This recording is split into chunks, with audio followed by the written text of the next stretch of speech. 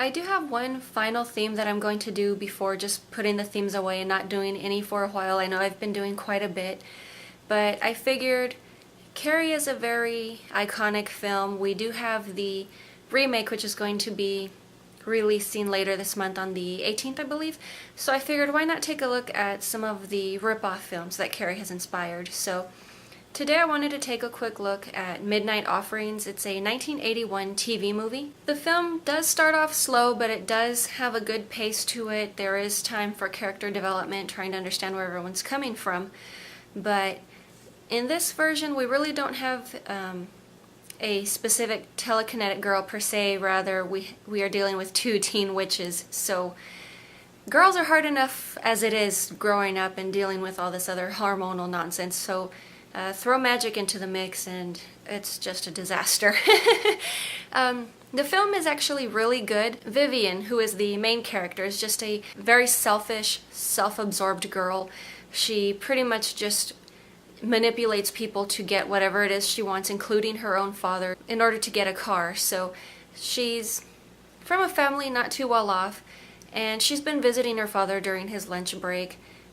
At some point, she sort of causes one of his co-workers to fall ill, and he is now in the running for the replacement for that position, so lucky her. Her boyfriend David also became a quarterback as a result of her magical tendencies. She obviously injured the star player, and he's pretty much grown sick of all of her magical and manipulation. He's trying to step away, wants nothing to do with her. And the opening scene of the film actually starts where she causes a car accident. The science teacher who was going to flunk David is now dead, so the team still has their quarterback, and she's hoping to just sort of catch a ride out of town with him after he's gotten his scholarships and whatnot for college. Robin happens to be the new girl in town and also happens to be David's new love interest. So Vivian is not very happy about this. She tries very quick to manipulate Robin as well. What Vivian does not realize is that Robin also has some innate abilities. She's a born natural witch, same as Vivian. Robin did not have the benefit of growing up with a mother, so she doesn't know what's going on, how to use her own abilities. She just kind of fumbles around and plays it by ear. So after Vivian injures a girl from the quote-unquote spirit team, sort of a cheerleader type organization, she tries to corral Robin into joining. While she's sort of spinning her around, taking a look, seeing if they have any uniforms that'll fit, she accidentally pulls some of her hair. So this will come into play not later, pretty much very soon. So luckily David comes about and pulls her out of there. They just go and hang out at the beach. So Robin is very curious about David, asks him a lot of questions. He's just sort of very defensive, does not want to talk about Vivian at all, but does admit that he did previously see her and they are no longer an item. Later that evening, a clock happens to fly off the wall and is about to strike Robin in the back of the head. She somehow senses this, turns around, stops the clock, and flings it into the fireplace. Her father, who is very much aware of her supernatural tendencies, is quite upset because she had promised she would control it, and we've seen this dynamic in several other supernatural or witch type films where the girl just cannot control it. It's part of who she is, and the parents are always upset, you know, kind of the whole blame game. You promised this wasn't going to happen again, it was going to be different, yada yada. So that's basically what goes on here. It isn't long before Vivian is threatening Robin a lot more violently, and David, who is familiar with somewhat of a local witch or a good witch type person, takes Robin over. She becomes somewhat of a mentor.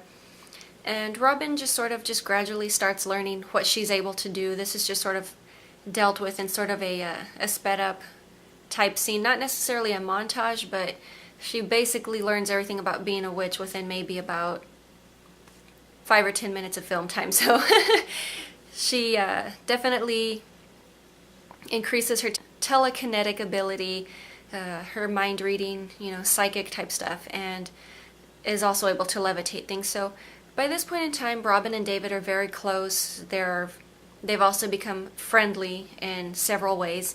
It's quite obvious that they care about each other and they do not want Vivian interfering anymore.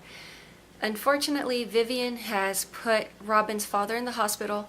She threatens to end his life if she does not meet Vivian on the school grounds at midnight, which coincidentally happens to be a very powerful day for Vivian. This increases her chances at being able to kill Robin. At the beginning of this, Vivian's mother actually shows up, frees Robin, basically just tells Vivian she's had enough, and rather than Robin being burnt in the at the stake or at a bonfire type structure that Vivian has formed, the mom tackles her own daughter and they just pretty much just both become beef jerky. So, like I've said, it's a slow building film. It's definitely really fun to watch.